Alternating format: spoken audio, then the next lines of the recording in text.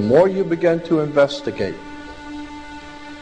what we think we understand, where we came from, what we think we're doing, the more you begin to see we've been lied to. We've been lied to by every institution. What makes you think for 1 minute that the religious institution is the only one that's never been touched? The religious institutions of this world are at the bottom of the dirt. The religious institutions in this world are put there by the same people who gave you your government, your corrupt education, who set up your international banking cartels, because our masters don't give a damn about you or your family. All they care about is what they have always cared about, and that's controlling the whole damn world. We have been misled away from the true and divine presence in the universe that men have called God. I don't know what God is, but I know what he isn't. And unless and until you are prepared to look at the whole truth, and wherever it may go, whoever it may lead to, if you want to look the other way, or if you want to play favorites, then somewhere along the line you're going to find out you're messing with divine justice. The more you educate yourself, the more you understand where things come from, the more obvious things become, and you begin to see lies everywhere. You have to know the truth and seek the truth, and the truth will set you free.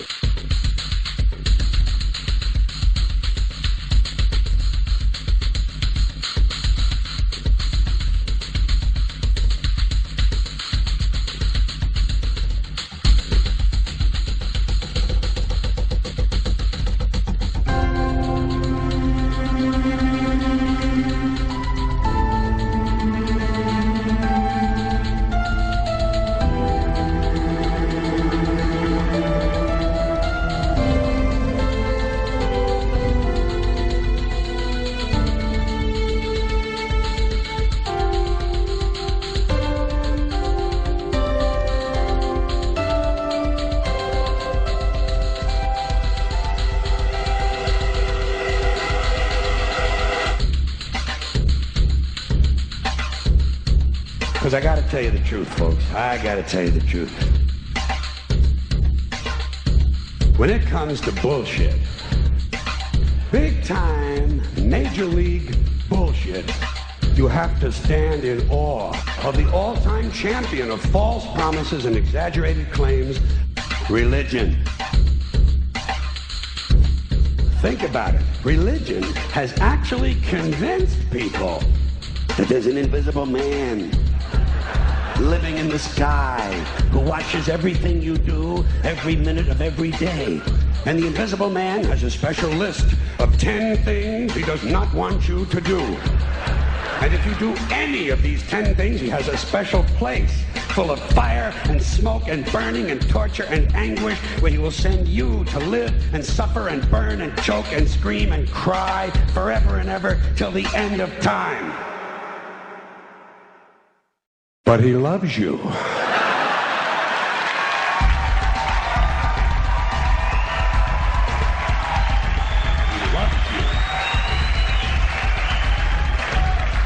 He loves you and he needs money. He always needs money. He's all powerful, all perfect, all knowing, and all wise. Somehow just can't handle money.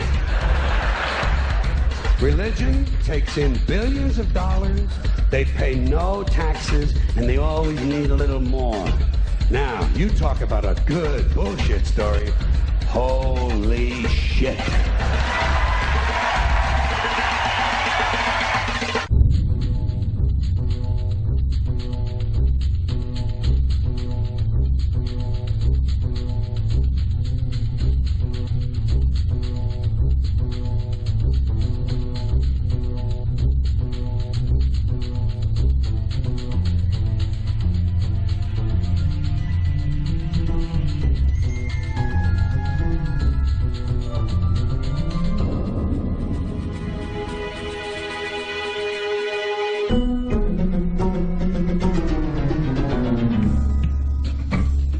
This is the sun. As far back as 10,000 BC, history is abundant with carvings and writings reflecting people's respect and adoration for this object. And it is simple to understand why, as every morning the sun would rise, bringing vision, warmth, and security, saving man from the cold, blind, predator-filled darkness of night. Without it, the cultures understood, the crops would not grow, and life on the planet would not survive. These realities made the sun the most adorned object of all time. Likewise, they were also very aware of the stars. The tracking of the stars allowed them to recognize and anticipate events which occurred over long periods of time, such as eclipses and full moons. They in turn cataloged celestial groups into what we know today as constellations. This is the cross of the zodiac, one of the oldest conceptual images in human history. It reflects the sun as it figuratively passes through the 12 major constellations over the course of a year. It also reflects the 12 months of the year, the 4 seasons, and the solstices and equinoxes. The term zodiac relates to the fact that constellations were anthropomorphized or personified as figures or animals. In other words, the early civilizations did not just follow the sun and stars, they personified them with elaborate myths involving their movements and relationships. The sun, with its life-giving and saving qualities, was personified as a representative of the unseen creator or God, God's Son, the light of the world, the savior of humankind. Likewise, the 12 constellations represented places of travel for God's Son, and were identified by names, usually representing elements of nature that happened during that period of time. For example, Aquarius, the water bearer, who brings the spring rains.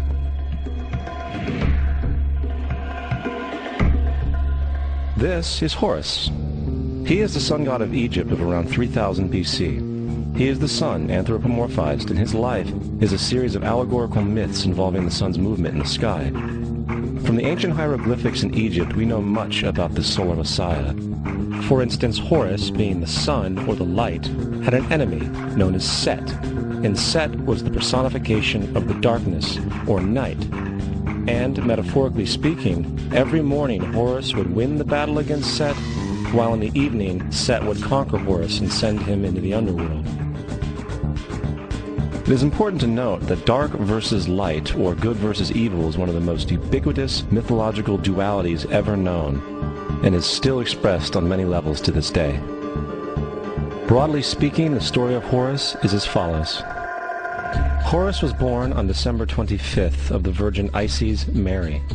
His birth was accompanied by a star in the east, which, in turn, 3 kings followed to locate and adorn the newborn Savior. At the age of 12, he was a prodigal child teacher, and at the age of 30, he was baptized by a figure known as Anup, and thus began his ministry. Horus had 12 disciples he traveled about with, performing miracles such as healing the sick and walking on water. Horus was known by many gestural names such as the Truth, the Light, God's Anointed Son, the Good Shepherd, the Lamb of God, and many others. After being betrayed by Typhon, Horus was crucified, buried for 3 days, and thus resurrected. These attributes of Horus, whether original or not, seem to permeate many cultures of the world, for many other gods are found to have the same general mythological structure.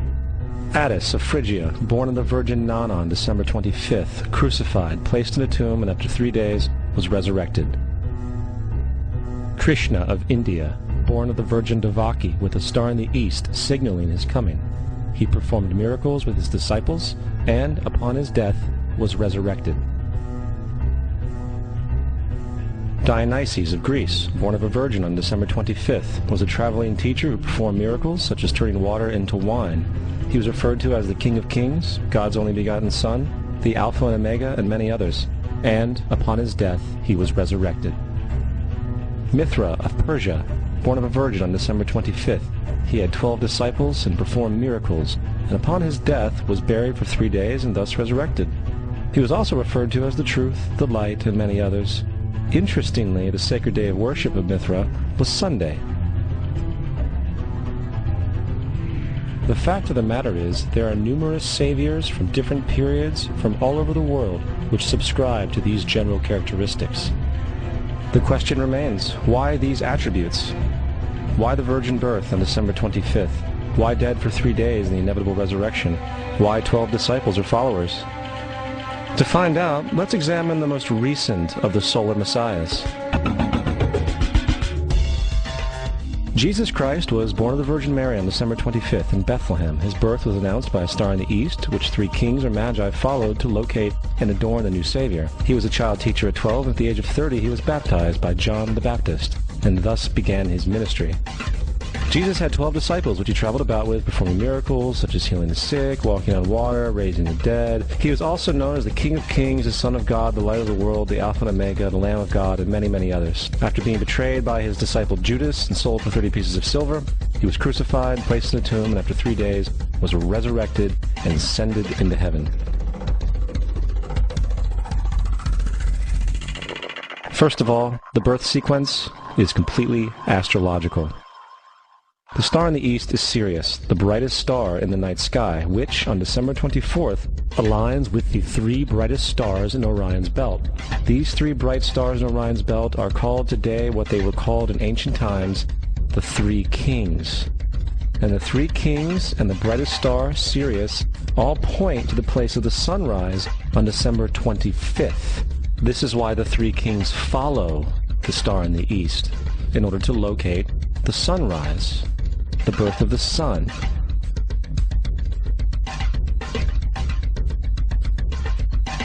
The Virgin Mary is the constellation Virgo, also known as Virgo the Virgin. Virgo in Latin means virgin.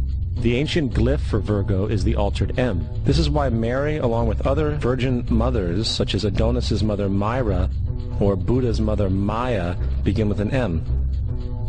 Virgo is also referred to as the house of bread, and the representation of Virgo is a virgin holding a sheaf of wheat.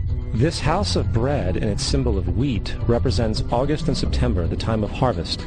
In turn, Bethlehem, in fact, literally translates to house of bread. Bethlehem is thus a reference to the constellation Virgo, a place in the sky, not on earth. There's another very interesting phenomenon that occurs around December 25th, or the winter solstice. From the summer solstice to the winter solstice, the days become shorter and colder. And from the perspective of the northern hemisphere, the sun appears to move south and get smaller and more scarce. The shortening of the days and the expiration of the crops when approaching the winter solstice symbolize the process of death to the ancients. It was the death of the sun. And by December 22nd, the sun's demise was fully realized, for the sun, having moved south continually for 6 months, makes it to its lowest point in the sky. Here a curious thing occurs. The sun stops moving south, at least perceivably, for 3 days. And during this 3-day pause, the sun resides in the vicinity of the Southern Cross, or Crux, constellation. And after this time, on December 25th, the sun moves 1 degree, this time north, foreshadowing longer days, warmth, and spring. And thus it was said, the sun died on the cross, was dead for 3 days, only to be resurrected or born again. This is why Jesus and numerous other sun gods share the crucifixion, 3-day death, and resurrection concept. It is the sun's transition period before it shifts its direction back into the northern hemisphere, bringing spring and thus salvation. However, they did not celebrate the resurrection of the sun until the spring equinox, or Easter. This is because at the spring equinox the sun officially overpowers the evil darkness, as daytime thereafter becomes longer in duration than the night, and the revitalizing conditions of spring emerge. Now, probably the most obvious of all the astrological symbolism around Jesus regards the 12 disciples. They are simply the 12 constellations of the zodiac, which Jesus, being the sun, travels about with. In fact, the number 12 is replete throughout the Bible.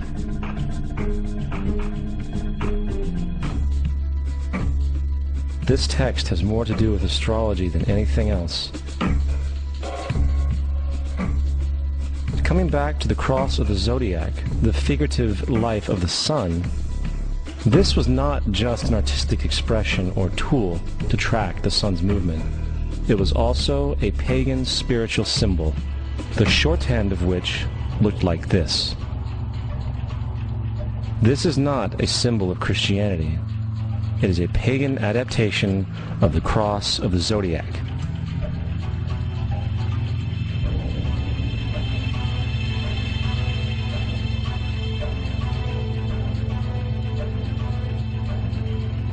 This is why Jesus in early occult art is always shown with his head on the cross, for Jesus is the Son of God, the light of the world, the risen Savior who will come again, as it does every morning, the glory of God who defends against the works of darkness as he is born again every morning and can be seen coming in the clouds up in heaven with his crown of thorns or sun rays.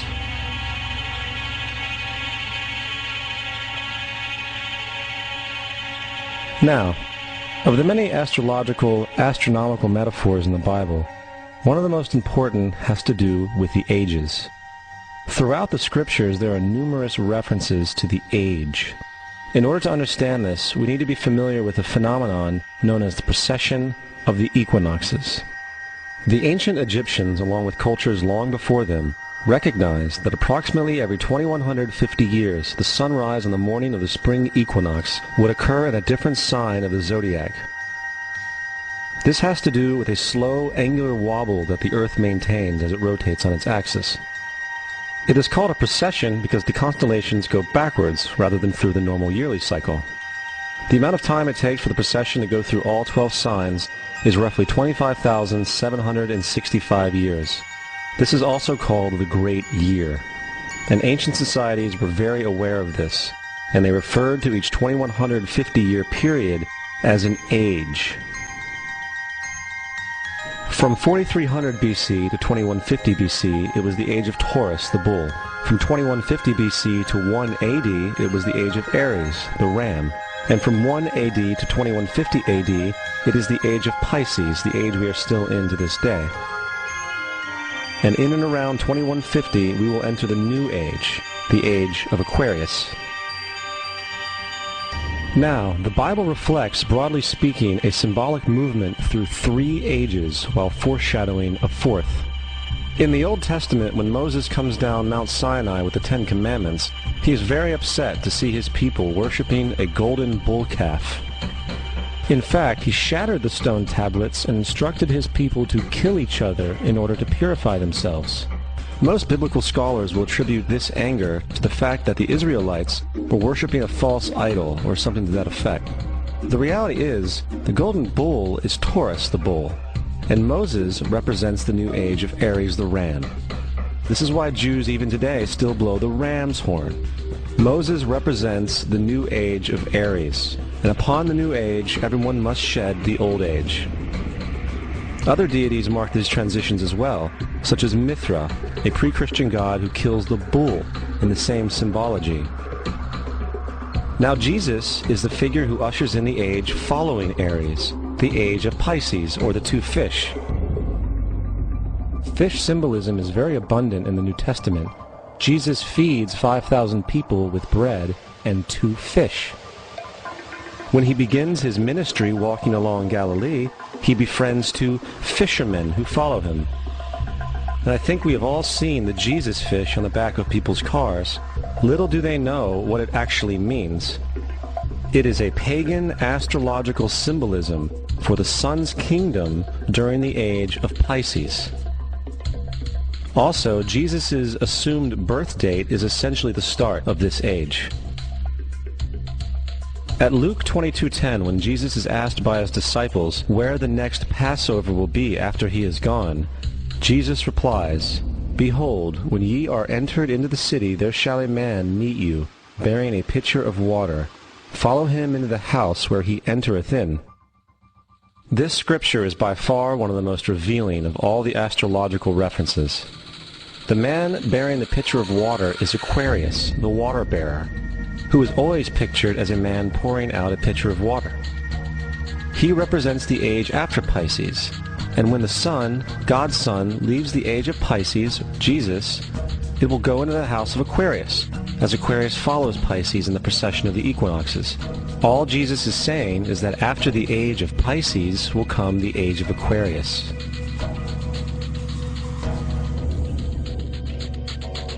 Now, we have all heard about the end times and the end of the world. The cartoonish depictions in the book of Revelation aside, the main source of this idea comes from Matthew 28:20, where Jesus says, "I will be with you even to the end of the world." However, in the King James Version, world is a mistranslation, among many mistranslations. The actual word being used is eon, which means age. I will be with you even to the end of the age, which is true, as Jesus' solar Piscean personification will end when the sun enters the age of Aquarius. The entire concept of end times and the end of the world is a misinterpreted astrological allegory. Let's tell that to the approximately 100 million people in America who believe the end of the world is coming. Furthermore, the character of Jesus being a literary and astrological hybrid is most explicitly a plagiarization of the Egyptian sun god Horus. For example, inscribed about 3,500 years ago on the walls at the Temple of Luxor in Egypt are images of the Annunciation, the Immaculate Conception, the birth, and the adoration of Horus.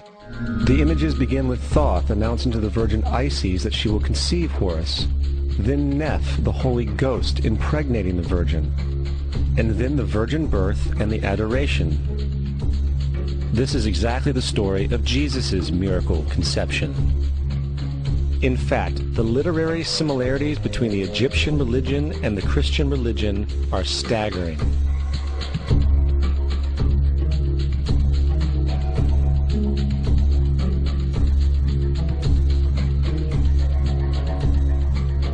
And the plagiarism is continuous. The story of Noah and Noah's Ark is taken directly from tradition.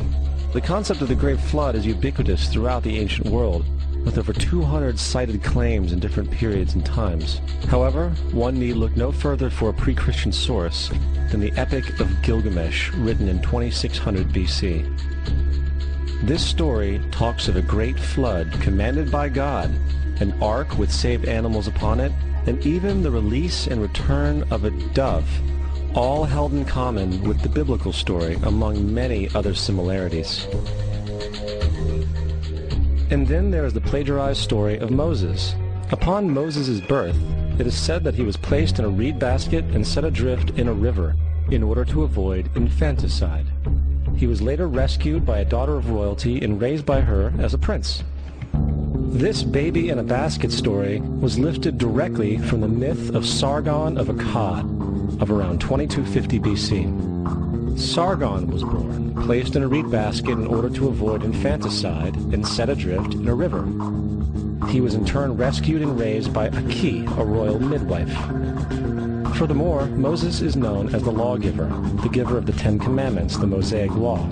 However, the idea of a law being passed from God to a prophet up on a mountain is also a very old motif. Moses is just another lawgiver in a long line of lawgivers in mythological history. In India, Manu was the great lawgiver.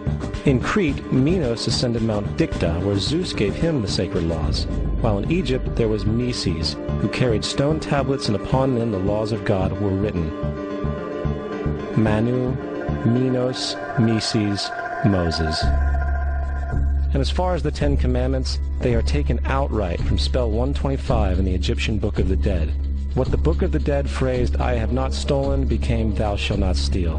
"I have not killed," became "Thou shalt not kill." "I have not told lies," became "Thou shalt not bear false witness," and so forth.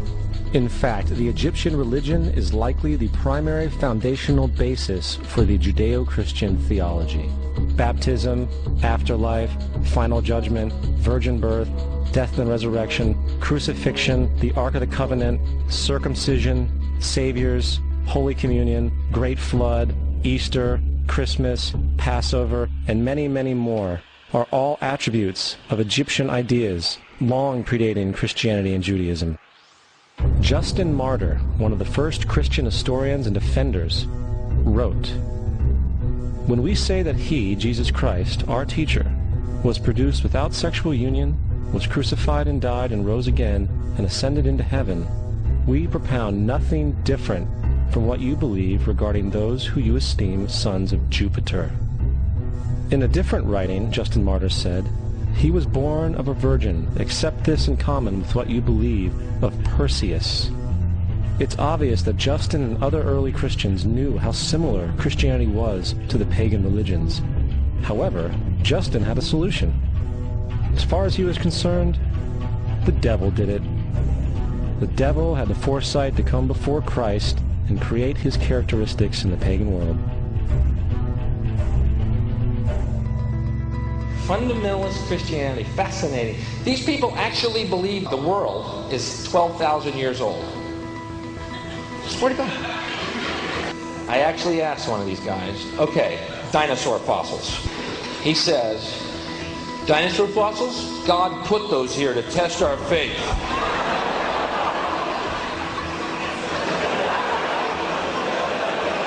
I think God put you here to test my faith, dude.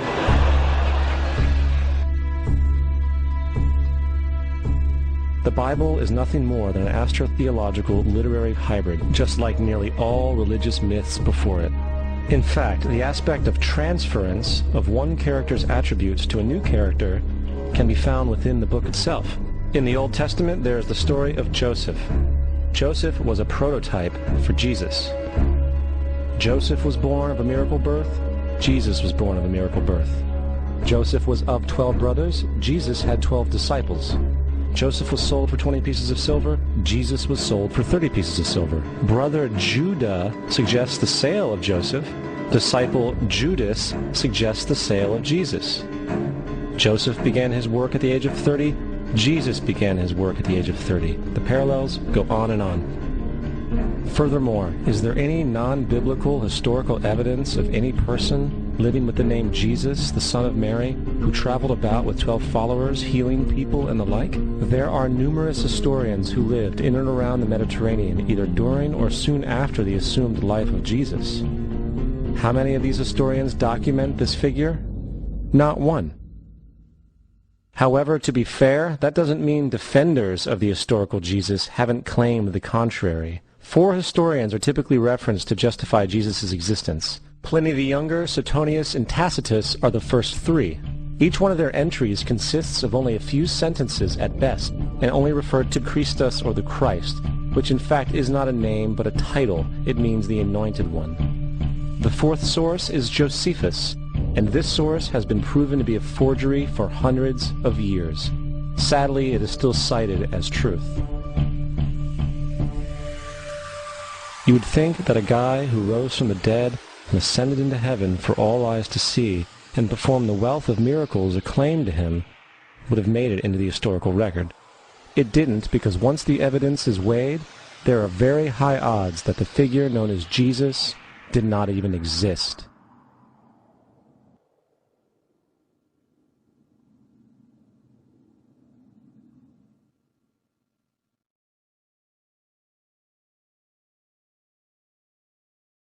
We don't want to be unkind, but we want to be factual. We don't want to cause hurt feelings, but we want to be academically correct in what we understand and know to be true. Christianity just is not based on truth. We find that Christianity was in fact nothing more than a Roman story developed politically. The reality is, Jesus was the solar deity of the Gnostic Christian sect, and like all other pagan gods, he was a mythical figure. It was the political establishment that sought to historize the Jesus figure for social control. By 325 AD in Rome, Emperor Constantine convened the Council of Nicaea. It was during this meeting that the politically motivated Christian doctrines were established, and thus began a long history of Christian bloodshed and spiritual fraud.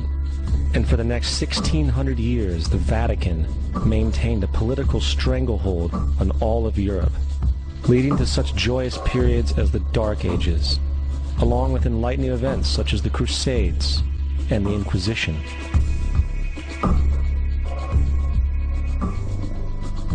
Christianity, along with all other theistic belief systems, is the fraud of the age. It serves to detach the species from the natural world, and likewise each other. It supports blind submission to authority.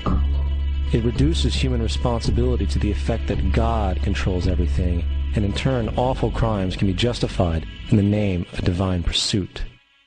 And most importantly, it empowers those who know the truth, but use the myth to manipulate and control societies.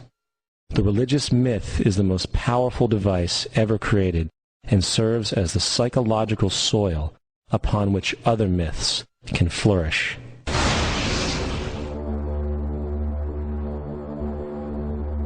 A myth is an idea that, while widely believed, is false. In a deeper sense, in the religious sense, a myth serves as an orienting and mobilizing story for a people. The focus is not on the story's relation to reality, but on its function. A story cannot function unless it is believed to be true in the community or the nation. It is not a matter of debate. If some people have the bad taste to raise the question of the truth of the sacred story, the keepers of the faith do not enter into debate with them. They ignore them or denounce them as blasphemers. It is wrong, blasphemous, and sinful for you to suggest, imply, or help other people come to the conclusion that the U.S. government killed 3,000 of its own citizens.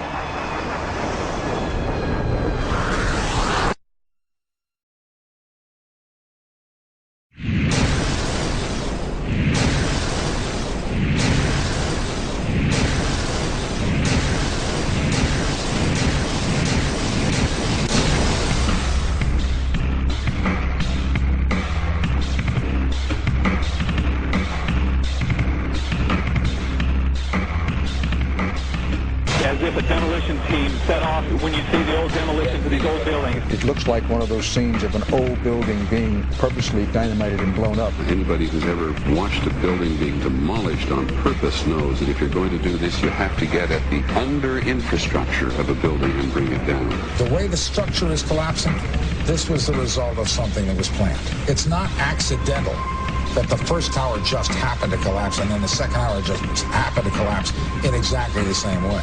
How they accomplished this, we don't know. The building collapsed to dust. You don't find a desk. You don't find a chair. You don't find a telephone, a computer. The biggest piece of a telephone I found was half of the keypad, and it was about this big. What happened to the concrete? The concrete was pulverized from river to river. There was dust powder 2-3 inches thick. The concrete was just pulverized. In addition to those pictures we've all seen too much on television before, when a building was deliberately destroyed by well-placed dynamite to knock it down. If it had detonated, they were planned to take down a building. I heard a second explosion. There was a heavy-duty explosion. Then there was some secondary explosions and then the subsequent collapses. An explosion blew and it knocked everybody over. To me, it sounded like an explosion. It sounded like gunfire. Bang, bang, bang, bang, bang. And then all of a sudden, 3 big explosions. We heard a big explosion coming down. And then the entire top of the building just blew up. We saw some kind of explosion. By the force of the explosions. Big explosion. Blew us back into the 8th floor. Then we get to the lobby. This is a big explosion. The lobby looked as though a bomb had exploded there. A huge explosion now raining debris. It's been a huge explosion. Huge explosion that we all heard and felt. We just witnessed some kind of follow-up explosion. We heard a very loud blast explosion. The secondary explosion at Tower 1 camp. That is another bomb going off. He thinks that there were actually devices that were planted in the building. Planted in the building.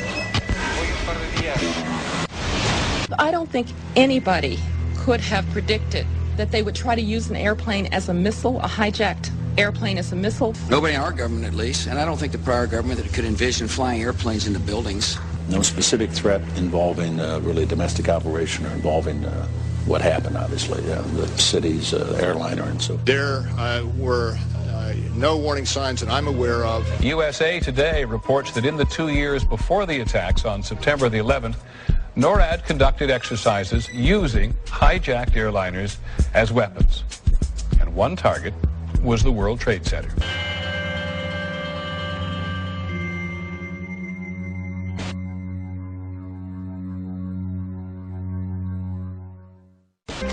In confidential documents from the Philippines obtained by CNN, the plan was clear. He will board any American commercial aircraft, control its cockpit, and dive it at the CIA headquarters. Other buildings targeted the Pentagon and the World Trade Center. Security and counterterrorism was blinking red, in the words of George Tenet, that the warnings of an imminent attack were so severe that something dramatic should have been done. It was unparalleled. Instead, our president went on a month-long vacation.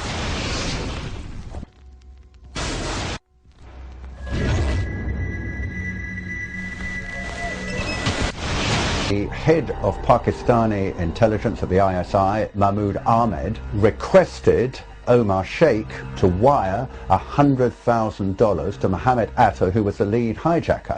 Hijacker Mohammed Atta received wire transfers via Pakistan. The man sending the money to Atta is believed to be Ahmed Umar Saeed Sheikh. Omar Sheikh admitted he was supported by the Pakistan government's intelligence service, the ISI.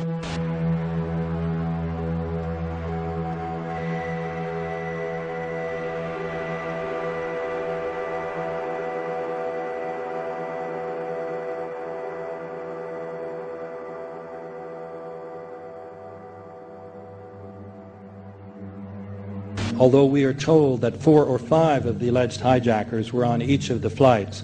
If so, their names should have been on the flight manifests.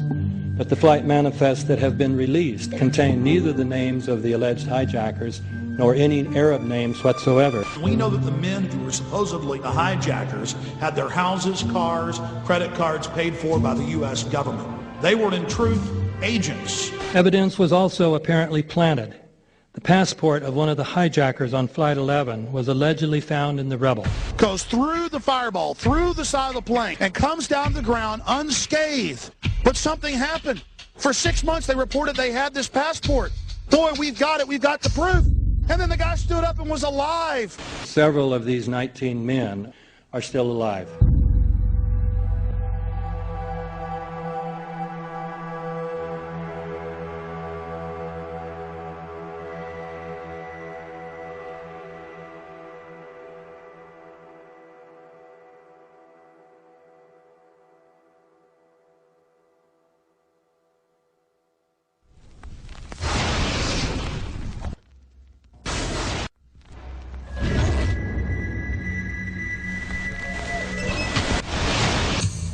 Of course we're after Saddam Hussein, bin Laden. He's January 2001, the Bush administration orders the FBI and intelligence agencies to back off investigations involving the bin Laden family, including 2 of Osama bin Laden's relatives, who were living, guess where, in Falls Church, Virginia, right next to CIA headquarters. When he was already America's most wanted criminal, he reportedly spent 2 weeks in the American hospital in Dubai, was treated by an American doctor, and visited by the local CIA agent.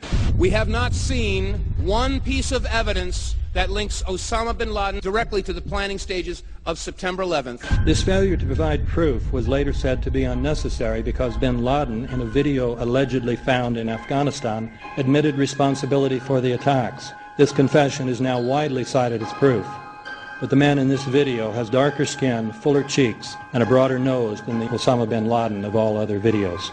We again seem to have planted evidence.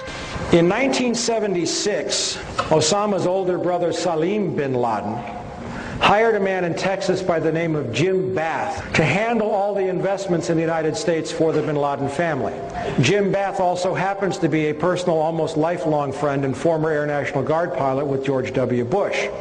The connections between the Bushes and the bin Ladens become much more clear when George Herbert Walker Bush made trips to Saudi Arabia in 1998 and 2000 to meet with the bin Laden family on behalf of a company called the Carlyle Group.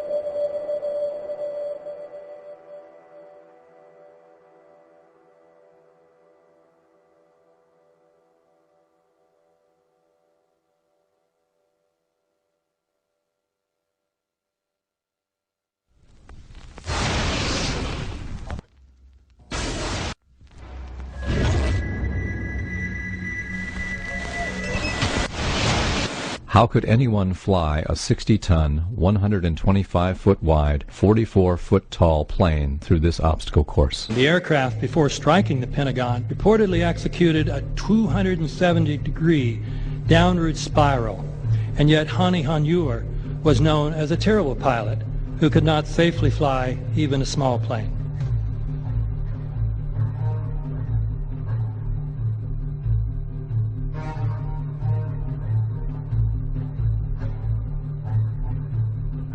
No seats, no luggage, no bodies.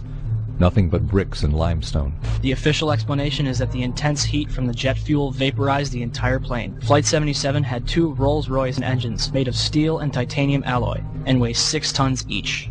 It is scientifically impossible that 12 tons of steel and titanium was vaporized by jet fuel. We're also told that the bodies were able to be identified either by their fingerprints or by the DNA. So what kind of fire can vaporize aluminum and tempered steel and yet leave human bodies intact? From my close-up inspection, there's no evidence of a plane having crashed anywhere near the Pentagon. And as I said, the only pieces left that you can see are small enough that you could pick up in your hand. Shortly after the strike, government agents picked up debris and carried it off. The entire lawn was covered with dirt and gravel, so that any remaining forensic evidence was literally covered up. The videos from security cameras, which would show what really hit the Pentagon, were immediately confiscated by agents of the FBI, and the Department of Justice has to this day refused to release them. If these videos would prove that the Pentagon was really hit by a 757, most of us would assume the government would release them.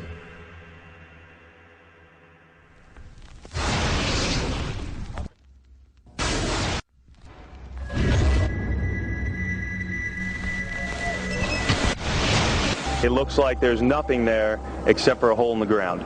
Basically, that's right. The only thing you could see from where we were was a big gouge in the earth and some broken trees. We could see some people walking around in the area, but from where we could see, there wasn't much left. Any large pieces of debris at all? No, there was nothing that you could distinguish that a plane had crashed there.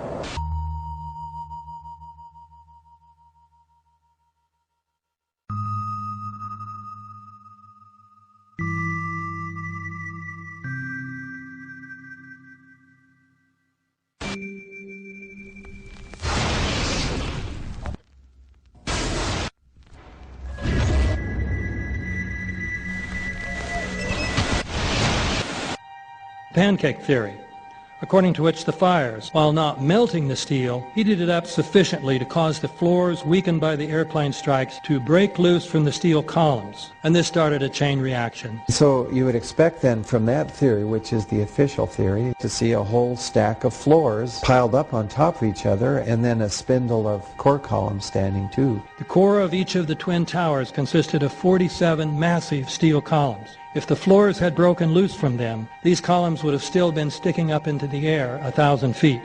The plane did not cut all those core columns.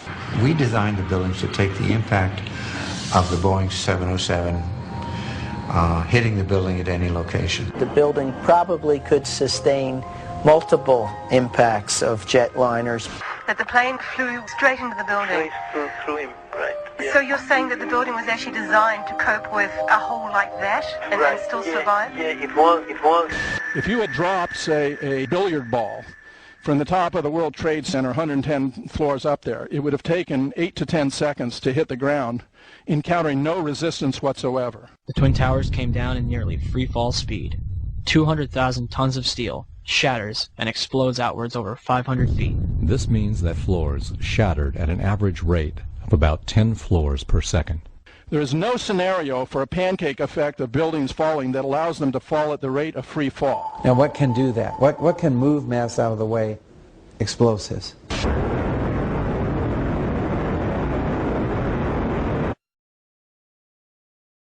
"47 huge steel columns going up the core. They're interconnected.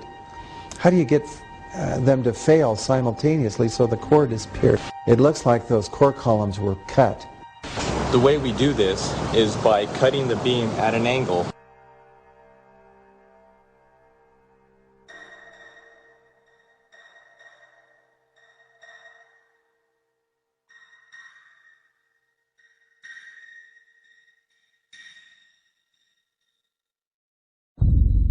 I started looking at the molten metal. All three buildings, both towers in the rubble, in the basement areas, and Building 7, there's these pools of molten metal.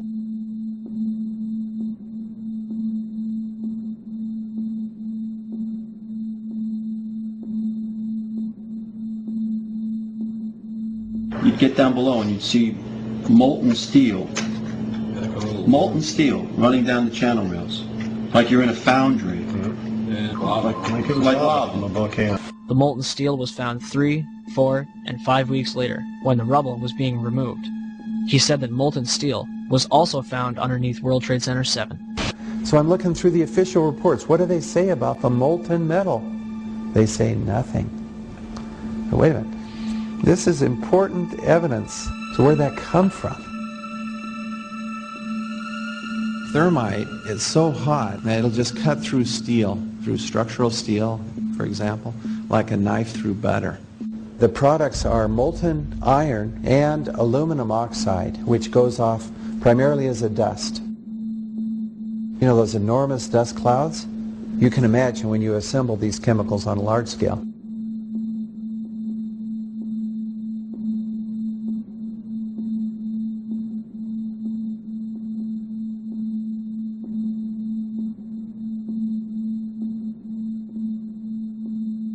Molten metal pools under both towers after they collapsed, and Building 7. Now, Building 7 wasn't even hit by a jet.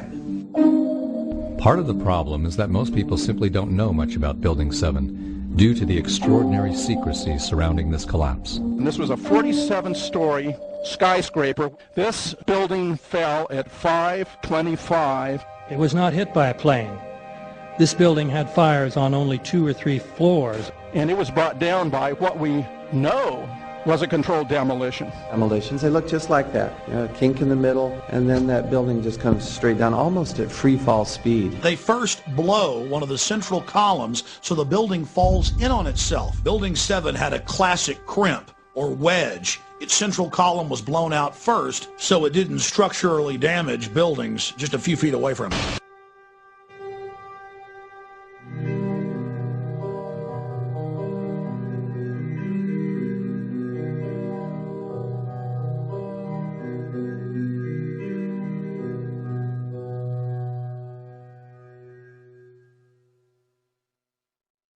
Our office was on the B1 level. As I was talking to a supervisor at 8:46, and all of a sudden we hear, boom!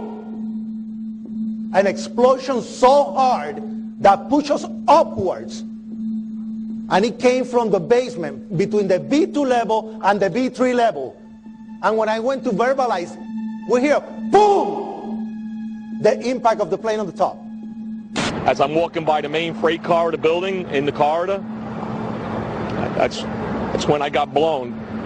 I mean, the impact of the explosion threw me to the floor, and that's when everything started happening. All of a sudden, a big impact happened again, and all the ceiling tile was falling down, the light fixtures were falling. You know, you got to go clear across the whole from 1 to 2 World Trade Center, and then all of a sudden it happened all over again. Something else hit us to the floor. Right in the basement, you felt it. Walls were caving in, everything that was going on. I mean, I know people that got killed in the basement. I know of people that got broken legs in the basement. People got reconstructive surgery because the walls hit them in the face.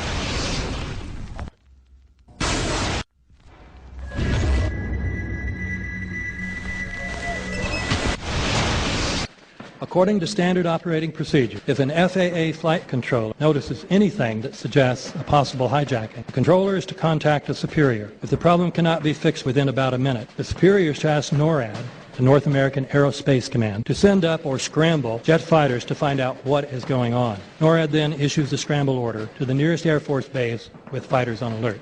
But although interceptions usually occur within 10 or so minutes, in this case, 80 or so minutes had elapsed before fighters were even airborne. It's a mind-bending anomaly. Not a single U.S. Air Force interceptor turns a wheel until it's too late. There are no jets at all. What if they were so confused and had been so deliberately confused that they couldn't respond? The reason that they didn't know where to go was because a number of conflicting and overlapping war game exercises were taking place. It involved the insertion of false radar blips onto radar screens in the Northeast Air Defense Sector. Center Team U, we have a problem here. We have a hijacked aircraft headed towards New York. We need someone to scramble some F-16s or something up there to help us out. Is this real world or exercise? Is this real world or exercise? There was another exercise, Vigilant Warrior, which was, in fact, according to a NORAD source, a live-fly hijack drill being conducted at the same time. With only 8 available fighter aircraft, and they have to be dispatched in pairs, they were dealing with as many as 22 possible hijacks on the day of 9/11, and they couldn't separate the war game exercises from the actual hijacks.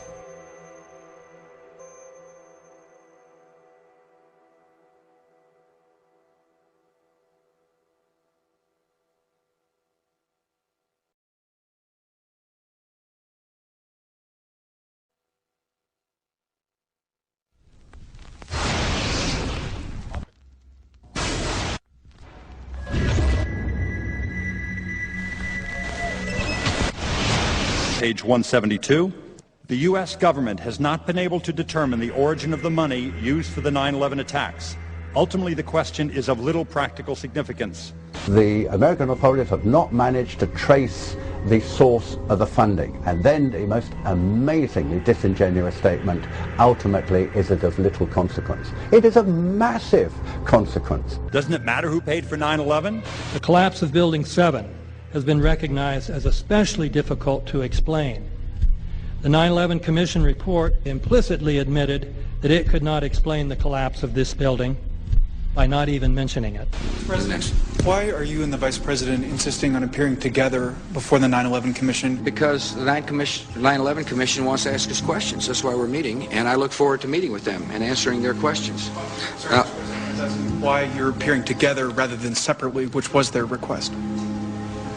Because it's a good chance for both of us to answer questions that the 9/11 Commission is looking forward to asking us, and I'm looking forward to answering them. Let's see. Do you think they should be able to stand up and speak their own words? They should go under oath. They should be, yeah, in public.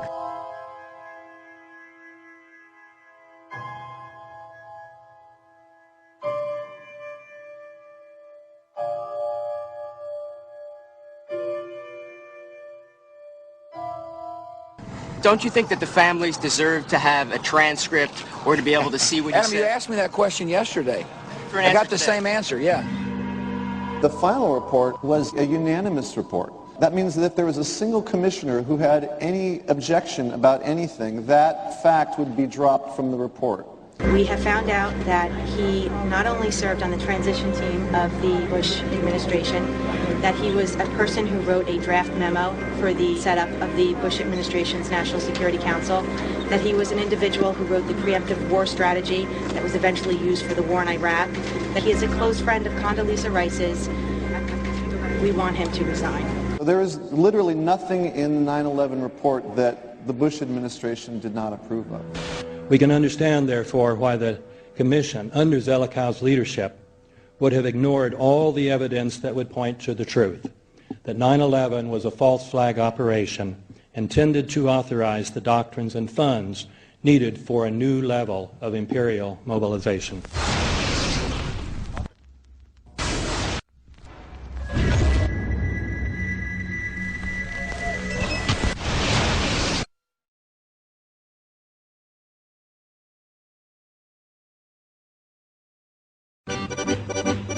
armed with knives, armed with chemical, biological, nuclear weapons. Fanatics, terrorists, September 11th. September 11th, killers, September 11th, terrorists. Terrorists of Al-Qaeda, terrorists, nuclear weapons, terrorists. 9/11, terror, terrorist, evil. September 11th, September 11th. The terrorists, war and danger. September 11th, terrorism, global terrorism, terrorism, terrorists. Terrorists, terrorists, terrorists, terrorists, the terror. Terrorists, terrorists, terrorism. September 11th, global terrorism, terrorists. Terrorism. September 11th, world terrorism, terrorism. September 11th, global terrorism. September the 11th, terror. Weapons of mass destruction. September the 11th, terrorists. The evil terrorists, no.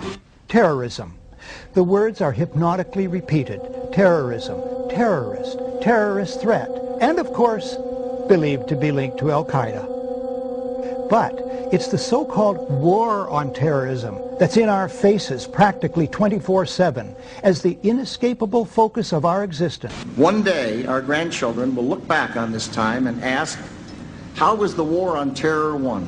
The entire U.S. ruling class, ruling elite, comes to see terrorism as the preferred means, indeed the only means, to provide social cohesion, to provide an enemy image for the society to keep it together. According to neocon theory from Carl Schmitt, you have to have an enemy image in order to have a society. It's a very dangerous thing, because now it means that the entire social order, the political parties, intellectual life, politics in general, all based on a monstrous myth. Monstrous myth.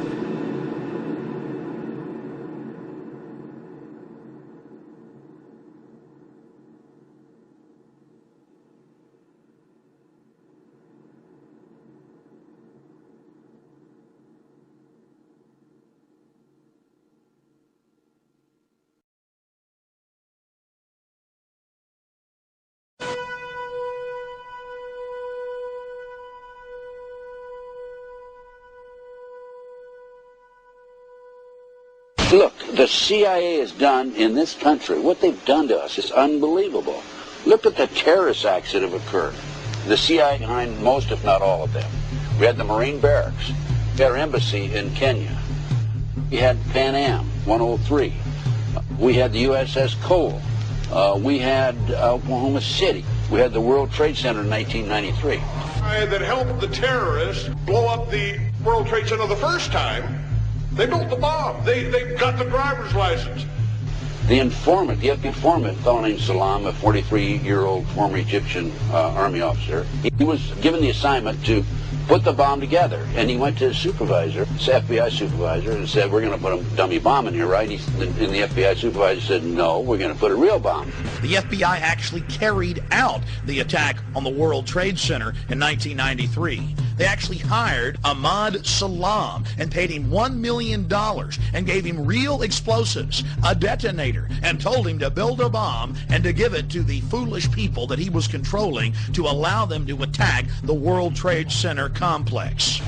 Unfortunately for them, there were only 6 people killed, not enough to pass the legislation. So what happened is 2 years later, April 19, 1995, down comes Oklahoma City Murrah building, 168 people killed. 1 year later, the anti-terrorism legislation that takes away many of our constitutional rights and civil liberties is passed.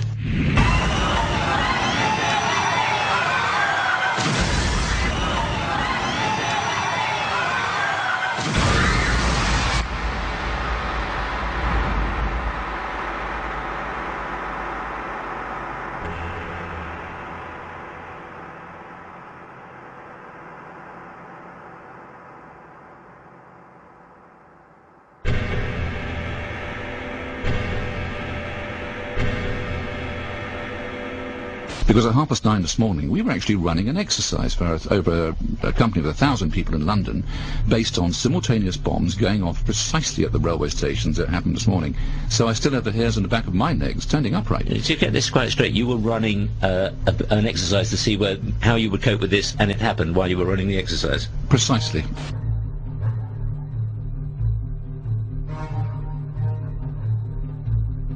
Supposed to believe is some kind of coincidence, there was also an anti-terrorist drill going on 7/7.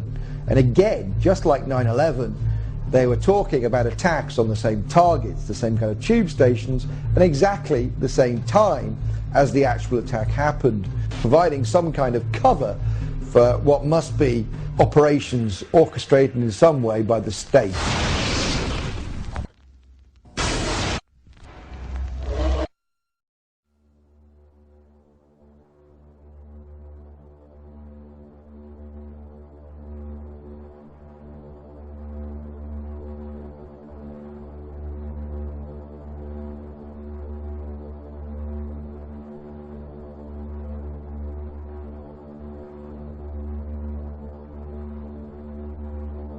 I am absolutely appalled at how much people in this country do not think.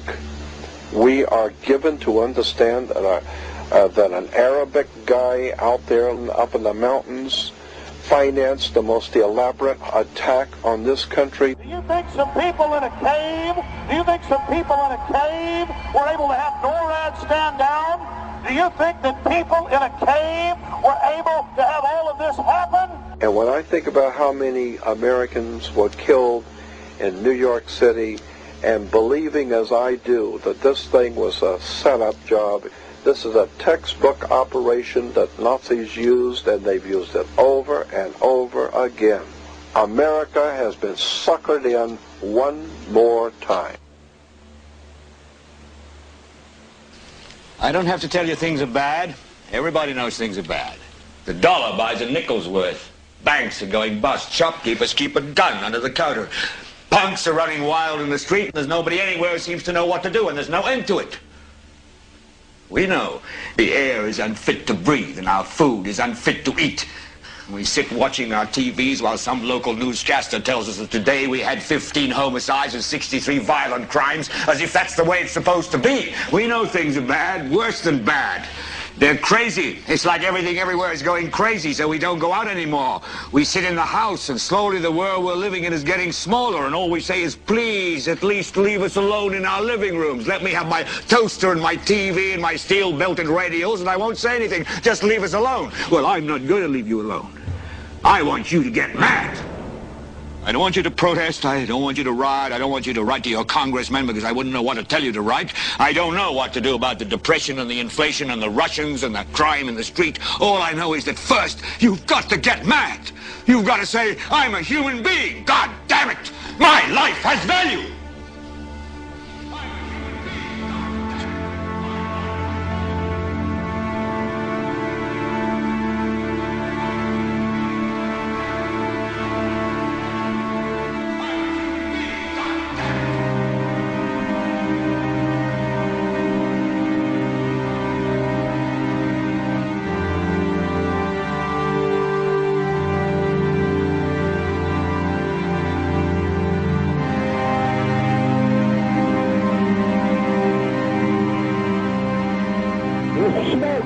There, 105, 2 pounds. It's in there, it's black, it's iron. My wife thinks I'm all right. I called her and said I was leaving the building, I was fine, and I'm banged. 3 of us, 2 broken windows. Oh, God!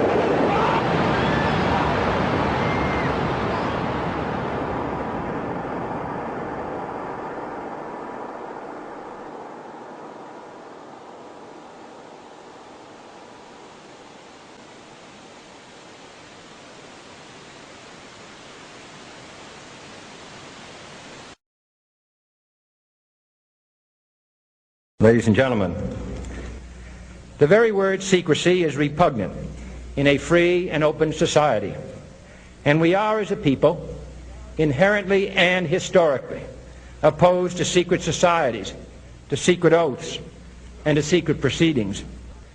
For we are opposed around the world by a monolithic and ruthless conspiracy that relies primarily on covert means for expanding its sphere of influence, on infiltration instead of invasion, on subversion instead of elections, on intimidation instead of free choice.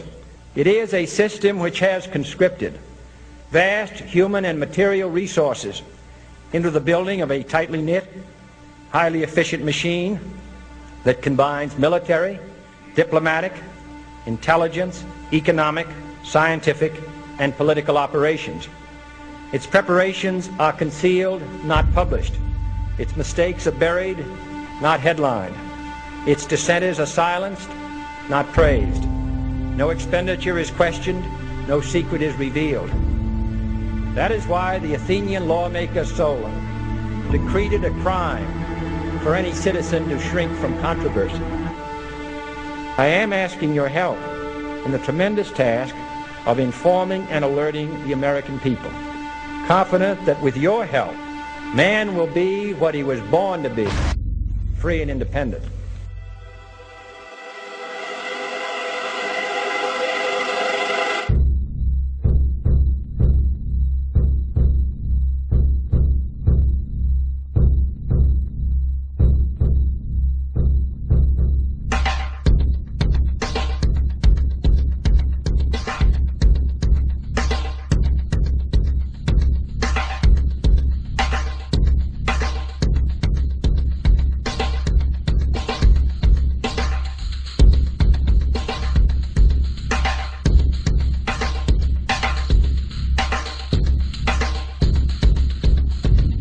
In 1775, the American Revolutionary War began as the American colonies sought to detach from England and its oppressive monarchy.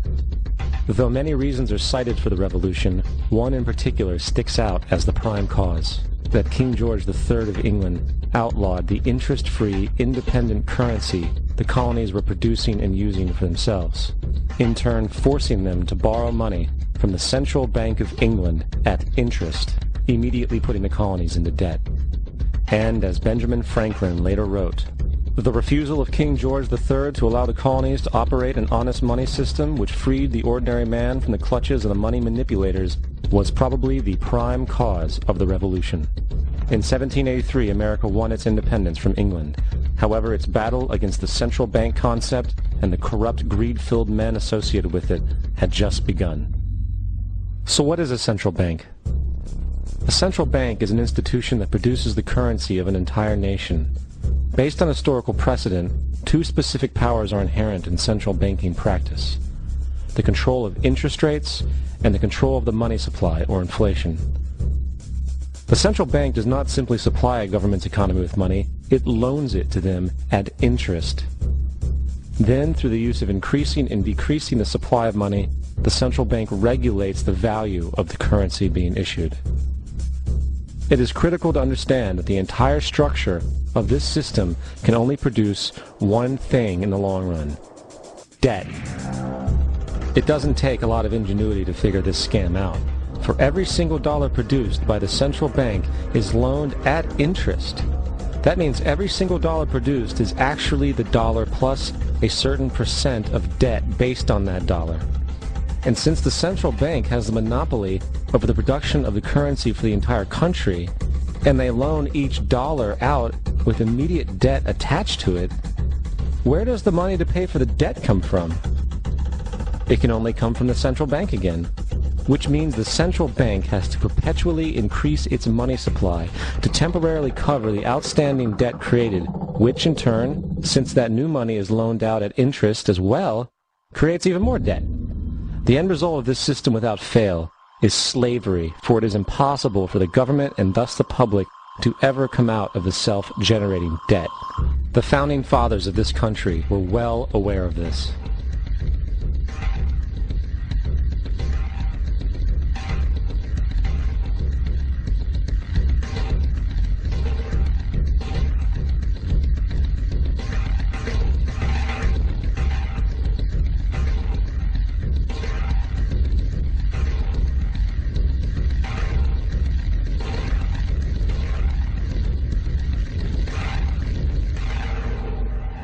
By the early 20th century, the U.S. had already implemented and removed a few central banking systems, which were swindled into place by ruthless banking interests. At this time, the dominant families in the banking and business world were the Rockefellers, the Morgans, the Warburgs, the Rothschilds. And in the early 1900s, they sought to push once again legislation to create another central bank. However, they knew the government and public were very weary of such an institution, so they needed to create an incident to affect public opinion. So, J.P. Morgan, publicly considered a financial luminary at the time, exploited his mass influence by publishing rumors that a prominent bank in New York was insolvent or bankrupt. Morgan knew this would cause mass hysteria, which would affect other banks as well. And it did. The public, in fear of losing their deposits, immediately began mass withdrawals.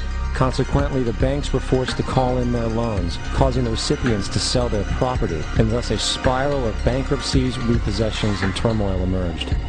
Putting the pieces together a few years later, Frederick Allen of Life magazine wrote, "The Morgan interests took advantage to precipitate the panic, guiding it shrewdly as it progressed." Unaware of the fraud, the Panic of 1907 led to a congressional investigation headed by Senator Nelson Aldrich, who had intimate ties to the banking cartels and later became part of the Rockefeller family through marriage. The commission, led by Aldrich, recommended a central bank should be implemented so a panic like 1907 could never happen again. This was the spark the international bankers needed to initiate their plan. In 1910, a secret meeting was held at a J.P. Morgan estate on Jekyll Island off the coast of Georgia. It was there that the central banking bill called the Federal Reserve Act was written. This legislation was written by bankers, not lawmakers. This meeting was so secretive, so concealed from government and public knowledge that the 10 or so figures who attended disguised their names when en route to the island. After this bill was constructed, it was then handed over to their political frontman, Senator Nelson Aldrich, to push through Congress. And in 1913, with heavy political sponsorship by the bankers, Woodrow Wilson became president, having already agreed to sign the Federal Reserve Act in exchange for campaign support. And 2 days before Christmas, when most of Congress was at home with their families, the Federal Reserve Act was voted in, and Wilson in turn made it law. Years later, Woodrow Wilson wrote, in regret,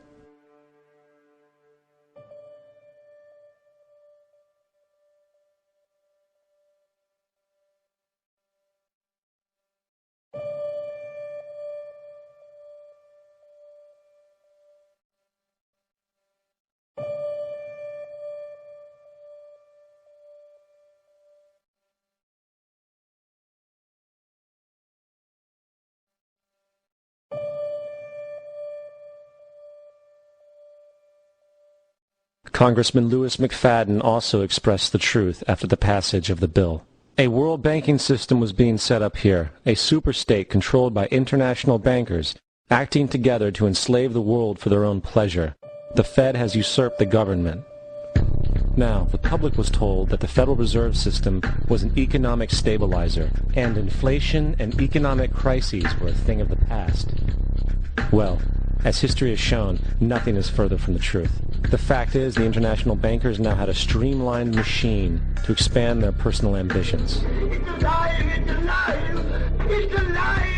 For example, from 1914 to 1919, the Fed increased the money supply by nearly 100%, resulting in extensive loans to small banks and the public. Then, in 1920, the Fed called in mass percentages of the outstanding money supply, thus resulting in the supporting banks having to call in huge numbers of loans, and, just like 1907, bank runs, bankruptcy, and collapse occurred. Over 5,400 competitive banks outside of the Federal Reserve System collapsed, further consolidating the monopoly of a small group of international bankers. Privy to this crime, Congressman Lindbergh stepped up and said in 1921, "Under the Federal Reserve Act, panics are scientifically created. The present panic is the first scientifically created one, worked out as we figure a mathematical equation." However, the panic of 1920 was just a warm-up. From 1921 to 1929, the Fed again increased the money supply, resulting once again in extensive loans to the public and banks. There was also a fairly new type of loan called a margin loan in the stock market. Very simply, the margin loan allowed an investor to put down only 10% of a stock's price, with the other 90% being loaned through the broker. In other words, a person could own $1,000 worth of stock with only $100 down. This method was very popular in the roaring 1920s, as everyone seemed to be making money in the market. However, there was a catch to this loan. It could be called in at any time and had to be paid within 24 hours. This is termed a margin call, and the typical result of a margin call is the selling of the stock purchased with the loan. So, a few months before October in 1929, J.D. Rockefeller, Bernard Baruch, and other insiders quietly exited the market. And on October 24, 1929, the New York financiers who furnished the margin loans started calling them in masse. This sparked an instantaneous, massive sell-off in the market, for everyone had to cover the margin loans. It then triggered mass bank runs for the same reason, in turn collapsing over 16,000 banks, enabling the conspiring international bankers to not only buy up rival banks at a discount, but to also buy up whole corporations at pennies on the dollar. It was the greatest robbery in American history. But that didn't stop there. Rather than expanding the money supply in order to recover from this economic collapse, the Fed actually contracted it, fueling one of the largest depressions in history. Once again outraged, Congressman Louis McFadden, a longtime opponent of the banking cartels, began bringing impeachment proceedings against the Federal Reserve Board, saying of the crash and depression, it was a carefully contrived occurrence. International bankers sought to bring about a condition of despair so that they might emerge the rulers of us all. Not surprisingly, and after 2 previous assassination attempts, McFadden was poisoned at a banquet before he could push for the impeachment. Now, having reduced the society to squalor, the Federal Reserve bankers decided that the gold standard should be removed. In order to do this, they needed to acquire the remaining gold in the system. So, under the pretense of helping to end the Depression, came the 1933 gold seizure. Under the threat of imprisonment for 10 years, everyone in America was required to turn in all gold bullion to the Treasury, essentially robbing the public of what little wealth they had left. And at the end of 1933, the gold standard was abolished. If you look at a dollar bill from before 1933, it says it is redeemable in gold. You look at a dollar bill today, it says it is legal tender, which means it is backed by absolutely nothing. It is worthless paper. The only thing that gives our money value is how much of it is in circulation. Therefore, the power to regulate the money supply is also the power to regulate its value, which is also the power to bring entire economies and societies to its knees.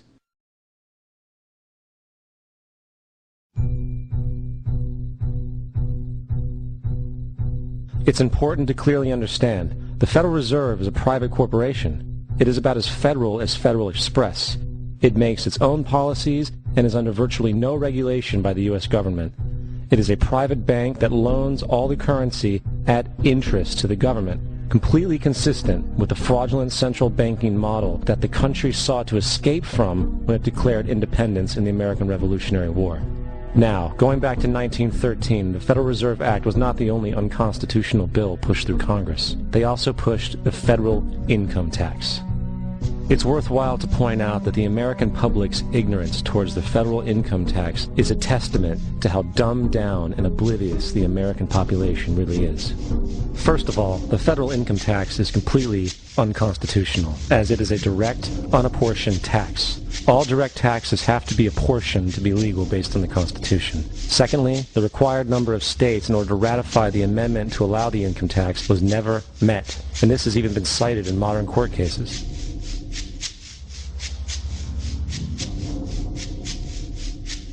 Third, at the present day, roughly 35% of the average worker's income is taken from them via this tax. That means you work 4 months out of the year to fulfill this tax obligation. And guess where that money goes?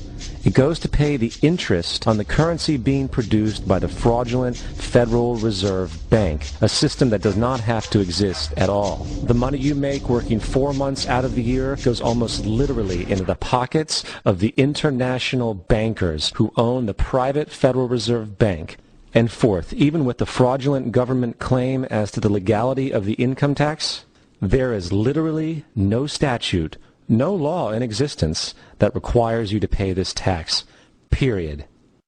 I really expected that, of course there's a law that you can point to in the law book, the code, that requires you to file a tax return. Of course there is. I was at that point where I couldn't find the statute that clearly made a person liable. At least not me, and most people I know, and I had no choice in my mind except to resign. Based on the research that I did throughout the year 2000, and that I'm still doing, I have not found that law. I've asked Congress, we've asked a lot of people, in the IRS commissioners, helpers. They can't answer, because if they answer, the American people are going to know that this whole thing is a fraud. I haven't filed an federal income tax return since I left. I have not filed a tax return since 1999. The income tax is nothing less than the enslavement of the entire country. Now, the control of the economy and the perpetual robbery of wealth is only one side of the Rubik's Cube the bankers hold in their hands. The next tool for profit and control is war. Since the inception of the Federal Reserve in 1913, a number of large and small wars have commenced. The three most pronounced were World War I, World War II, and Vietnam. World War I. In 1914, European wars broke out centered around England and Germany. The American public wanted nothing to do with the war. In turn, President Woodrow Wilson publicly declared neutrality. However, under the surface, the U.S. administration was looking for any excuse it could find to enter it. In a noted observation by Secretary of State William Jennings, the large banking interests were deeply interested in the World War because of the wide opportunities for large profits. It's important to understand that the most lucrative thing that can happen for the international bankers is war, for it forces the country to borrow even more money from the Federal Reserve Bank at interest. Woodrow Wilson's top advisor and mentor was Colonel Edward House, a man with intimate connections with the international bankers who wanted in the war.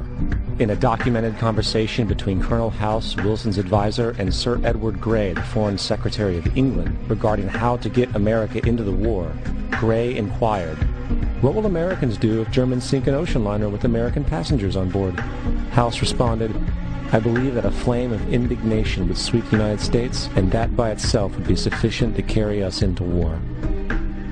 So, on May 7, 1915, on essentially the suggestion of Sir Edward Grey, a ship called the Lusitania was deliberately sent into German-controlled waters where German military vessels were known to be. And, as expected, German U-boats torpedoed the ship, exploding stored ammunition, killing 1,200 people. To further understand the deliberate nature of this setup, the German embassy actually put advertisements in the New York Times telling people that if they boarded the Lusitania, they did so at their own risk, as such a ship sailing from America to England through the war zone would be liable to destruction. In turn, and as anticipated, the sinking of the Lusitania caused a wave of anger among the American population, and America entered the war a short time after. The First World War caused 323,000 American deaths. J.D. Rockefeller made $200 million off of it. Not to mention the war cost about $30 billion for America, most of which was borrowed from the Federal Reserve Bank at interest, furthering the profits of the international bankers. World War II. On December 7, 1941, Japan attacked the American fleet at Pearl Harbor, triggering our entry into that war. President Franklin D. Roosevelt declared the attack was a day that will live in infamy. A day of infamy indeed, but not because of the alleged surprise attack on Pearl Harbor. After 60 years of surfacing information, it is clear that not only was the attack on Pearl Harbor known weeks in advance, it was outright wanted and provoked. Roosevelt, whose family had been New York bankers since the 18th century, whose uncle Frederick was on the original Federal Reserve Board, was very sympathetic to the interests of the international bankers, and the interest was to enter the war, as we've seen, nothing is more profitable for international bankers than war. In a journal entry by Roosevelt's Secretary of War Henry Stimson, dated November 25, 1941, he documented a conversation he had with Roosevelt. The question was, how should we maneuver them into firing the first shot? It was desirable to make sure the Japanese be the ones to do this, so that there should remain no doubt as to who were the aggressors. In the months leading up to the attack on Pearl Harbor, Roosevelt had done almost everything in his power to anger the Japanese, showing a posture of aggression. He halted all of Japan's imports of American petroleum. He froze all the Japanese assets in the United States. He made public loans to nationalist China and supplied military aid to the British, both enemies of Japan in the war, which, by the way, is completely in violation of international war rules. And on December 4th, 3 days before the attack, Australian intelligence told Roosevelt about a Japanese task force moving towards Pearl Harbor. Roosevelt ignored it. So, as hoped and allowed, on December 7, 1941, Japan attacked Pearl Harbor, killing 2,400 soldiers. Before Pearl Harbor, 83% of the American public wanted nothing to do with the war. After Pearl Harbor, 1 million men volunteered for the war. It is important to note, Nazi Germany's war effort was largely supported by two organizations, one of which was called IG Farben. IG Farben produced 84% of Germany's explosives, and even the Zyklon B used in the concentration camps to kill millions. One of the unspoken partners of IG Farben was J.D. Rockefeller's Standard Oil Company in America. In fact, the German Air Force could not operate without a special additive patented by Rockefeller's Standard Oil. The drastic bombing of London by Nazi Germany, for example, was made possible by a $20 million sale of fuel to IG Farben by the Rockefeller Standard Oil Company. This is just one small point on the topic of how American business funded both sides of World War II. One other treasonous organization worth mentioning is the Union Banking Corporation of New York City. Not only did it finance numerous aspects of Hitler's rise to power, along with actual materials during the war, it was also a Nazi money laundering bank, which was eventually exposed for having millions of dollars of Nazi money in its vaults. The Union Banking Corporation of New York was eventually seized for violations of the Trading with the Enemy Act. Guess who the director and vice president of the Union Bank was?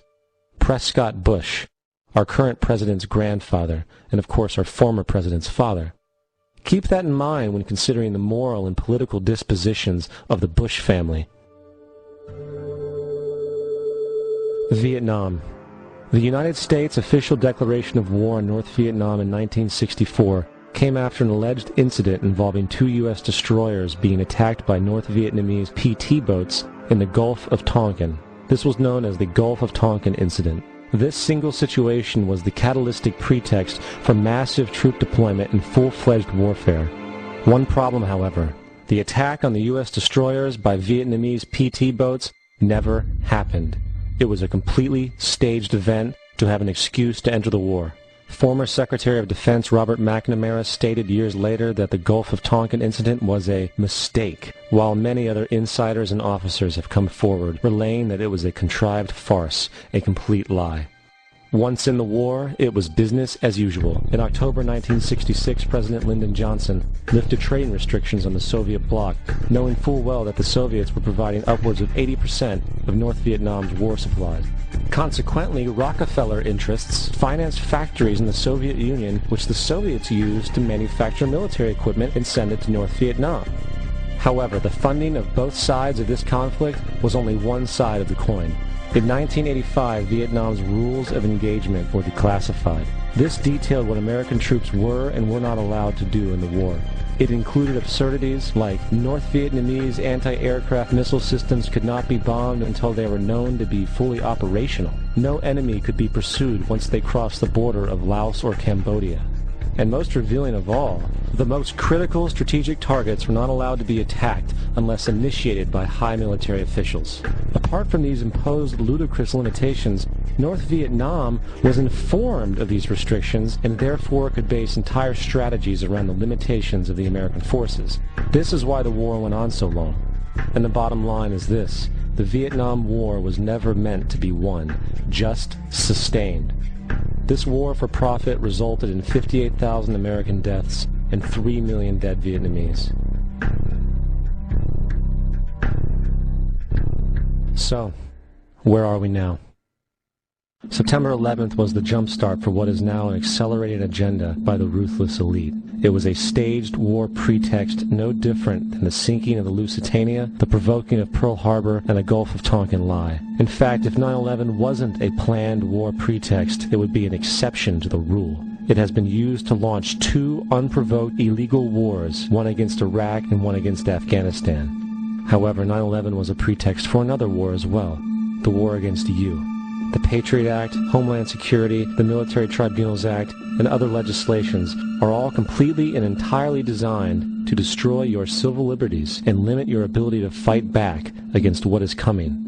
Currently in the United States, unannounced to most brainwashed Americans, your home can be searched without a warrant, without you being home. You can in turn be arrested with no charges revealed to you, detained indefinitely with no access to a lawyer, and legally tortured, all under the suspicion that you might be a terrorist.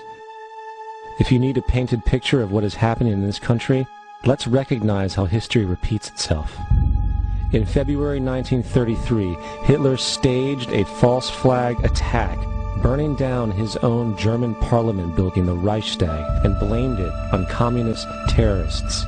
In the next few weeks, he passed the Enabling Act, which completely eradicated the German Constitution, destroying people's liberties. He then led a series of preemptive wars, all justified to the German people as necessary to maintaining Homeland Security.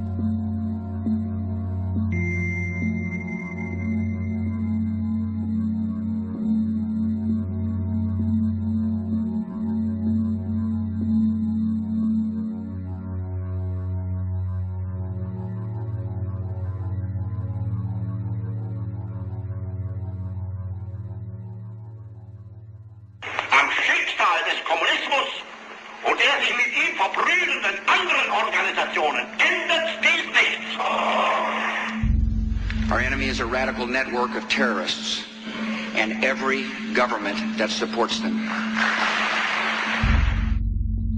It's time to wake up. The people in power go out of their way to make sure that you are perpetually misled and manipulated.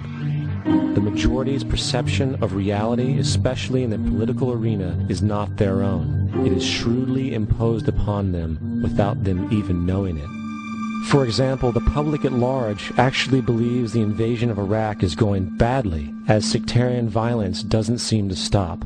What the public fails to see is that the destabilization of Iraq is exactly what the people behind the government want. This war is to be sustained so the region can be divided up, domination of the oil maintained, continual profits reaped for the defense contractors, and most importantly, permanent military bases established to be used as a launching pad against other oil-bearing, non-conforming countries such as Iran and Syria.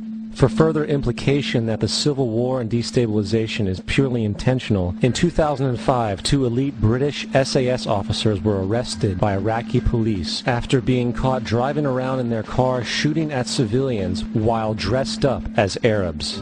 After being arrested and taken to a jail in Basra, the British Army immediately requested the release of these men. When the Basra government refused, British tanks came in and physically broke out the men from the Basra prison. If you wish to destroy an area, how do you do it? Well, there are 2 ways. You can go in there and bomb it and so forth, but that is not very efficient. What you do is you try to get the people in that area to kill each other and to destroy their own territory, their own farms. And that's what's been done in that area. The way in which you destroy an opponent is get him to destroy himself by dividing his ranks against one another. Then you feed both sides. You have agents feeding both sides, inflaming both sides. And they kill each other off.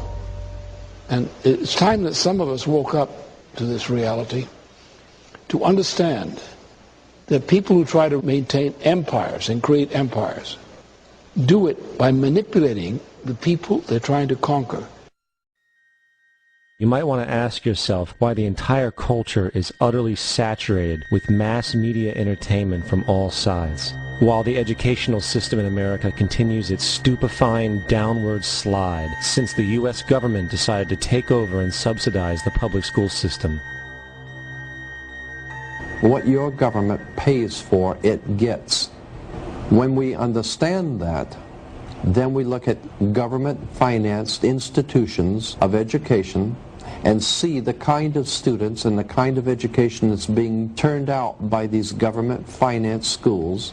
Logic will tell you that if what is being turned out in those schools was not in accord with what the state and the federal government wanted, then it would change it. The bottom line is that the government is getting what they have ordered. They do not want your children to be educated. They do not want you to think too much.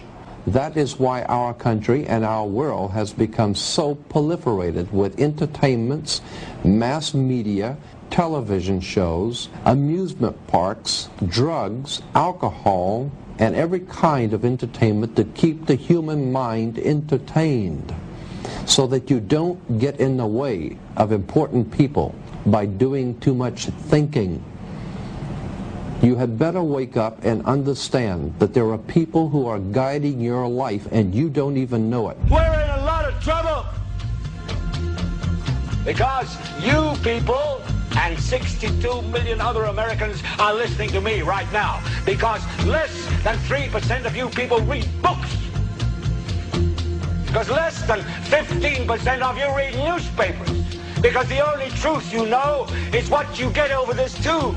Right now, there is a whole, an entire generation that never knew anything that didn't come out of this tube.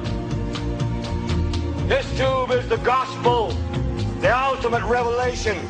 This tube can make or break presidents, popes, prime ministers. This tube is the most awesome goddamn force in the whole godless world. And woe is us if it ever falls into the hands of the wrong people. And when the largest company in the world controls the most awesome goddamn propaganda force in the whole godless world, who knows what shit will be peddled for truth on this network. So you listen to me. Listen to me. Television is not the truth. Television is a goddamn amusement park. Television is a circus, a carnival, a traveling troupe of acrobats, storytellers, dancers, singers, jugglers, sideshow freaks, lion tamers, and football players. We're in the boredom-killing business. But you people sit there day after day, night after night, all ages, colors, creeds.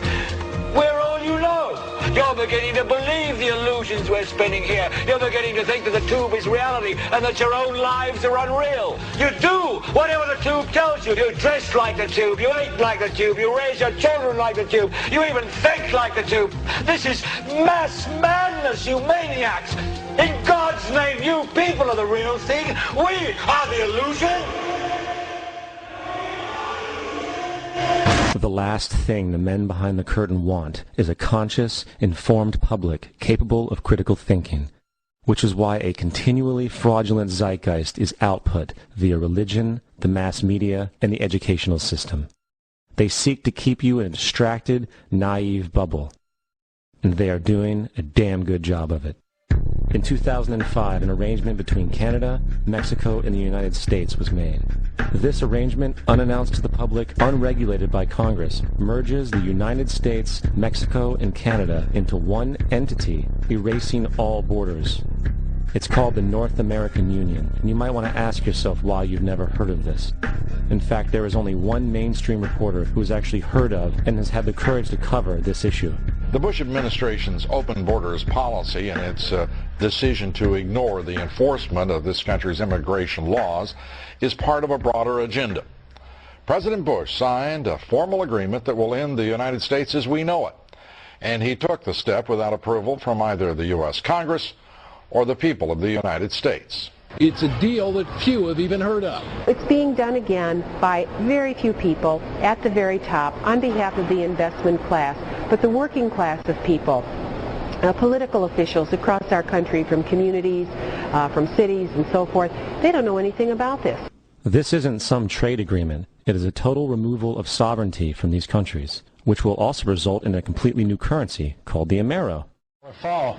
Apart from that, I think one thing people who are dollar-based need to focus on is the Amero. That's the one thing that nobody's talking about, but I think it's going to have a big impact on everybody's life in Canada, the U.S., and Mexico. The Amero is the proposed new currency for the North American community, which is being developed right now between Canada, the U.S., and Mexico to make a borderless community, much like the EU, and the dollar, Canadian dollar, U.S. dollar, and the Mexican peso replaced by the Amero.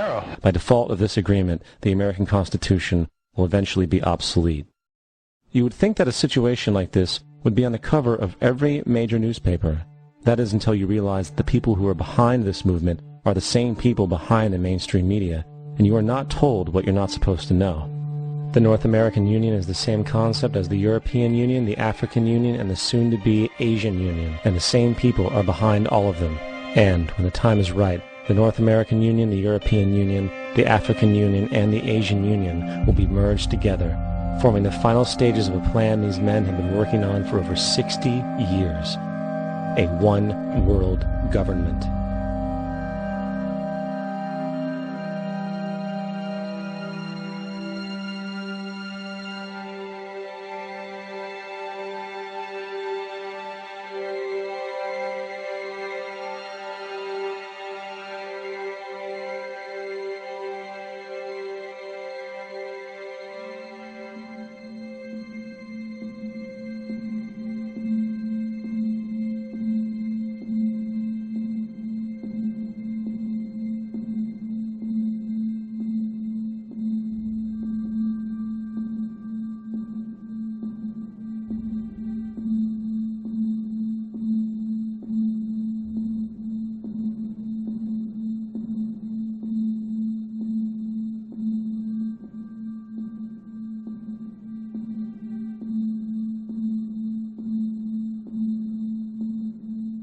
One bank, one army, one center of power. And if we have learned anything from history, it is that power corrupts, and absolute power corrupts absolutely. This is Aaron Russo, a filmmaker and former politician. To his left is Nicholas Rockefeller of the infamous Rockefeller banking and business dynasty. After maintaining a close friendship with Nicholas Rockefeller, Aaron eventually ended the relationship, appalled by what he had learned about the Rockefellers and their ambitions. I got a call one day from an attorney woman I knew, and she said, "Would you like to meet one of the Rockefellers?" I said, "Sure, I'd love to." And we became friends, and he began to divulge a lot of things to me. So he said to me one night, he said that there's going to be an event there, and out of that event, you're going to see we're going to go into Afghanistan, so we can run pipelines from the Caspian Sea. We're going to go into Iraq to take the oil and establish a base in the Middle East, and we're going to go into Venezuela and try and get rid of Chavez. And the first two they've accomplished. Chavez they didn't accomplish. And he said you're going to see guys going into caves looking for looking for people that they're never going to find. You know, he was laughing about the fact that you have this war on terror. There's no real enemy. He's talking about how by having this war on terror, you can never win it because it's an eternal war. And so you can always keep taking people's liberties away. And I said, how are you going to convince people that this war is real? He says, but the media. The media can convince everybody it's real. I mean, you know, it's just that you keep talking about things. You keep saying it over and over and over again, and eventually people believe it. You know, you created the Federal Reserve in 1913 through lies. You create 9/11, which is another lie. Through 9/11, then you're fighting a war on terror, and now all of a sudden you go into Iraq, which was another lie, and now they're going to do Iran. You know, and it's all one thing leading to another, leading to another, leading to another. Now, I would say, what are you doing this for? What's the point of this thing? You have all the money in the world you ever want. You have all the power. I said, you know, you're hurting people. It's not a good thing. And he would say, what do you care about the people for? Take care of yourself and you take care of your family. And then I said to him, what are the ultimate goals here? He said, the ultimate goal is to get everybody in this world chipped with the RFID chip, and have all money be on those chips and everything on those chips. And if anybody wants to protest what we do or violate what we want, we just turn off their chip. That's right, microchipped. In 2005, Congress, under the pretense of immigration control and the so-called war on terrorism, passed the Real ID Act, under which it is projected by May 2008, you will be required to carry around a federal identification card, which includes on it a scannable barcode with your personal information. However, this barcode is only an intermediary step before the card is equipped with a VeriChip RFID tracking module, which will use radio frequencies to track your every move on the planet. If this sounds foreign to you, please note that the RFID tracking chip is already in all new American passports. And the final step is the implanted chip, which many people have already been manipulated into accepting under different pretenses. We have a Florida family who are really pioneers in a brave new world. They have volunteered to be the first ever to have microchip identification devices implanted into their body. After 9/11, I was really concerned with the security of my family. I wouldn't mind having something planted permanently in my arm that would identify me. In the end, everybody will be locked into a monitored control grid where every single action you perform is documented. And if you get out of line, they can just turn off your chip, for at that point in time, every single aspect of society will revolve around interactions with the chips. This is the picture that is painted for the future if you open your eyes to see it. A centralized one-world economy where everyone's moves and everyone's transactions are tracked and monitored, all rights removed. The most incredible aspect of all, these totalitarian elements will not be forced upon the people. The people will demand them. For the social manipulation of society through the generation of fear and division has completely detached humans from their sense of power and reality. A process which has been going on for centuries, if not millennia. Religion, patriotism, race, wealth, class, and every other form of arbitrary, separatist identification and thus conceit has served to create a controlled population, utterly malleable in the hands of the few. Divide and conquer is the motto, and as long as people continue to see themselves as separate from everything else, they lend themselves to being completely enslaved. The men behind the curtain know this, and they also know that if people ever realize the truth of their relationship to nature and the truth of their personal power, the entire manufactured zeitgeist they prey upon will collapse like a house of cards.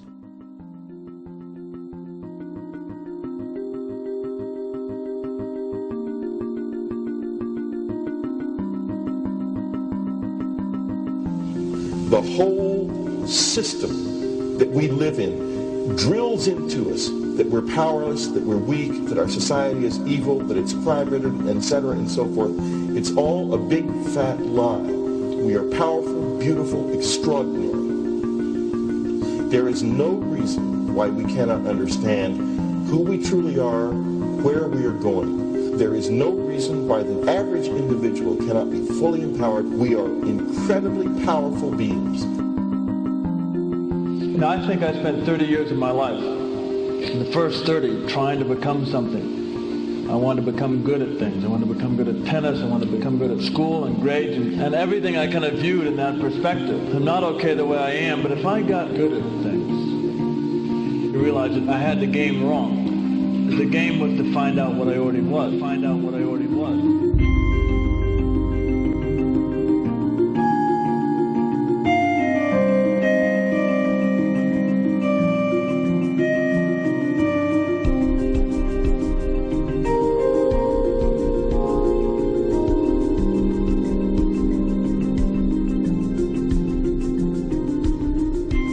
Now, in our culture, we've been trained for individual differences to stand out.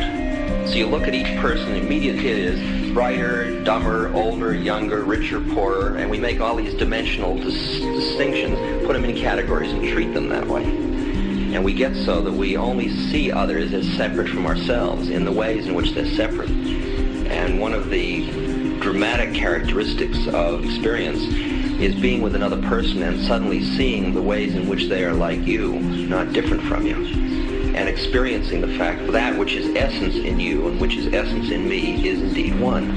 The understanding that there is no other. It is all one.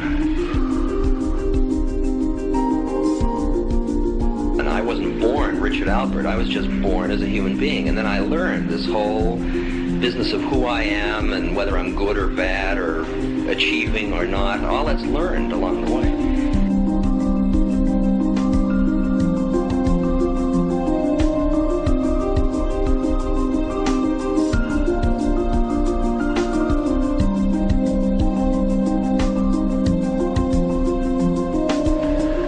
The old appeals to racial, sexual, and religious chauvinism, to rabid nationalist fervor, are beginning not to work. A new consciousness is developing which sees the earth as a single organism and recognizes that an organism at war with itself is doomed.